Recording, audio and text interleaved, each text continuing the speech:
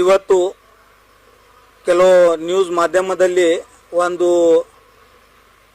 News ನಾನು ನೋಡಿದ್ದೀನಿ, ಗಮನಿಸಿದ್ದೀವಿ ಮತ್ತು ಇಡೀ ಬಿಜಾಪುರ ಜಿಲ್ಲೆ ಜನತೆ ಗಮನಿಸ್ತಾ ಇದ್ದಾರೆ, ರಾಜ್ಯದ ಜನರು ಗಮನಿಸ್ತಾ ಇದ್ದಾರೆ.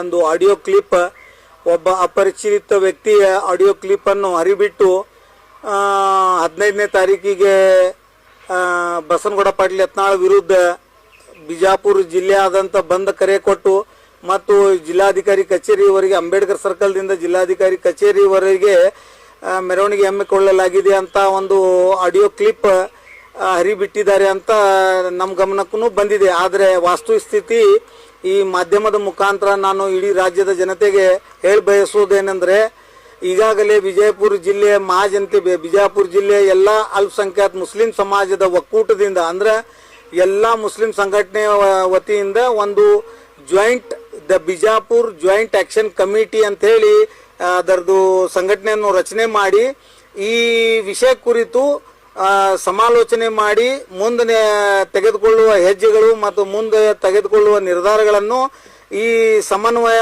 ಮಾಡಿಕೊಂಡು ಈ ಸಂಘಟನೆ ವತಿಯಿಂದ ದಿನಾಂಕ 15ನೇ ತಾರೀಕಿಗೆ ಯಾವುದೇ ಪ್ರತಿಭಟನಾ ಮೆರವಣಿಗೆ ಆಗಲಿ, ಬಂದ್ ಕರೆ ಕೊಟ್ಟಿದ್ದಾಗಲಿ ಏನು ನಾವು ಬಿಜಾಪುರ ಜಿಲ್ಲೆಯಿಂದ ಯಾವುದು ಅದು ಆಹ್ವಾನಿಸಿರುವುದಿಲ್ಲ. ಇದು ತಪ್ಪ, ಸುಳ್ಳು ಮಾಹಿತಿ, ಫೇಕ್ ನ್ಯೂಸ್.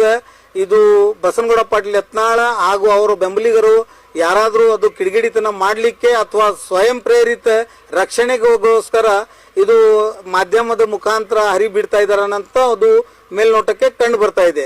ಒಂದನೇದು. ಎರಡನೇದು ಮೂಲ ವಿಷಯ ಏನಿದೆ ಅಂತಂದ್ರೆ, 17ನೇ ತಾರೀಕಿಗೆ CET ಪರೀಕ್ಷೆ ಇರೋದ್ರಿಂದ ಮತ್ತು 15ನೇ ತಾರೀಕರವರೆಗೆ ಗೌರ್ಮೆಂಟ್ ಹಾಲಿಡೇ ಇರೋದ್ರಿಂದ ನಾವು ಅಲ್ಪಸಂಖ್ಯಾತ ಸಮಾಜದವರು ಪ್ರತಿಭಟನೆಗೆ ಯಾವುದೂ ಕರೆ ಕೊಟ್ಟಿರೋದಿಲ್ಲ.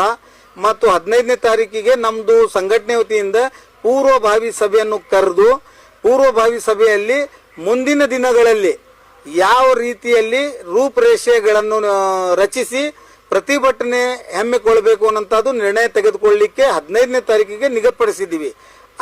ಅದಲ್ಲದೆ ಮತ್ತು ನಮ್ಮ ಬಿಜಾಪುರ ಜಿಲ್ಲೆಯ ಎಲ್ಲ ಅಲ್ಪಸಂಖ್ಯಾತ ಸಂಘಟನೆ ವತಿಯಿಂದ ಒಂದು ಕಾಮನ್ ನಿರ್ಣಯ ಆಗಿದೆ. ಏನಾಗಿದೆ ಅಂತಂದ್ರೆ, ಯಾವುದೇ ಅಹಿಂಸಕರ ಘಟನೆಗೆ ನಾವು ಅವಕಾಶ ಕೊಡುವುದಿಲ್ಲ. ಭಾರತೀಯ ಸಂವಿಧಾನ ಅಡಿಯಲ್ಲಿ, ಬಾಬಾ ಸಾಹೇಬ್ ಅಂಬೇಡ್ಕರ್ ನೀಡಿರುವ ಸಂವಿಧಾನ ಅಡಿಯಲ್ಲಿ ಪ್ರತಿಭಟನೆಗೆ ನೀಡಿರುವ ಹಕ್ಕನ್ನು ಚಲಾಯಿಸುತ್ತಾ ಸರ್ಕಾರ, ರಾಜ್ಯ ಸರ್ಕಾರಕ್ಕೆ ಒತ್ತಾಯಿಸಿ ಬಸನಗೌಡ ಪಾಟೀಲ್ ಯತ್ನಾಳ್ ಇವರು ಮಾಡಿರುವ ಅಪರಾಧಕ್ಕೆ ಅವರ ತಕ್ಕ ಶಿಕ್ಷೆ ನೀಡಲಿಕ್ಕೆ, ಅವರಿಗೆ ಬಂಧಿಸುವಲ್ಲಿ ನಾವು ಕಾನೂನಾತ್ಮಕ ಹೋರಾಟಕ್ಕೆ ನಾವು ಮುಂದಾಗಿದ್ದೀವಿ. ವಿನಾ ಇಂಥ ಯಾವ ಚಿಲ್ಲರೆ ಆಡಿಯೋ ವಿಡಿಯೋ ಅಥವಾ ಯಾವುದೇ ಹುಡುಗರದು ಯಾವುದೇ ಮಾತಿಗೆ ನಮ್ಮದು ಯಾವುದು ಬೆಂಬಲನೂ ಇಲ್ಲ, ಯಾವುದು ಸಹಕಾರನೂ ಇಲ್ಲ. ಮತ್ತು ರಾಜ್ಯದ ಜನತೆಗೆ ಮತ್ತು ರಾಜ್ಯದ ಎಲ್ಲ ಆಡಳಿತಾತ್ಮಕ ವರ್ಗಗಳಿಗೆ ಮತ್ತು ವಿಶೇಷವಾಗಿ ಕೆಲವೊಂದು ಪೇಡ್ ಮೀಡಿಯಾಗಳಿಗೆ, ಕೆಲವೊಂದು ಬಸನಗೌಡ ಪಾಟೀಲ್ ಯತ್ನಾಳ್ ಮತ್ತು ಅವರು ಬೆಂಬಲಿಗರಾದ ಬೆಂಬಲಿತ ನ್ಯೂಸ್ ಮಾಧ್ಯಮದವರಿಗೆ ಸ್ಪಷ್ಟ ಸಂದೇಶ ತಮ್ಮ ಮಾಧ್ಯಮದ ಮುಖಾಂತರ ಹೇಳಲಿಕ್ಕೆ ಬಯಸ್ತಾ ಇದ್ದೀನಿ. ಅನಾಮದ ವ್ಯಕ್ತಿಯ ಆಡಿಯೋ ಕ್ಲಿಪ್ ಅನ್ನು ಪರ್ಟಿಕ್ಯುಲರ್ ಒಬ್ಬ ಸಮುದಾಯ, ಒಬ್ಬ ಜಾತಿಯ ವ್ಯಕ್ತಿಯ ಹೆಸರನ್ನು ಗುರುತಿಸಿ ಪ್ರಸಾರ ಮಾಡುವುದು ಇದು ಒಂಥರದ್ದು ಭಯೋತ್ಪಾದನೆ ಇದೆ, ಇದು ಒಂಥರದ್ದು ಪ್ರಚೋದನೆ ಇದೆ. ಅದಕ್ಕಾಗಿ ನಾನು ಎಲ್ಲ ಮಾಧ್ಯಮದ ಮಿತ್ರರಿಗೆ ಕೈ ಮುಗಿದು ನಮ್ಮ ಸಮಾಜ ವತಿಯಿಂದ ಕಳಕಳಿ ವಿನಂತಿ ಮಾಡ್ಕೋತೀನಿ. ನೀವು ಐಡೆಂಟಿಫೈ ಆಗುವವರಿಗೆ, ವ್ಯಕ್ತಿಯ ಹೆಸರು ಮತ್ತು ವ್ಯಕ್ತಿಯ ಕುಲ್ ಐಡೆಂಟಿಫೈ ಆಗುವವರಿಗೆ ಅವ್ರ ಹೆಸರನ್ನು ಬಹಿರಂಗ ಮಾಡುವುದು ಇದು ಒಂಥರ ಪ್ರಚೋದನೆ ಇದೆ.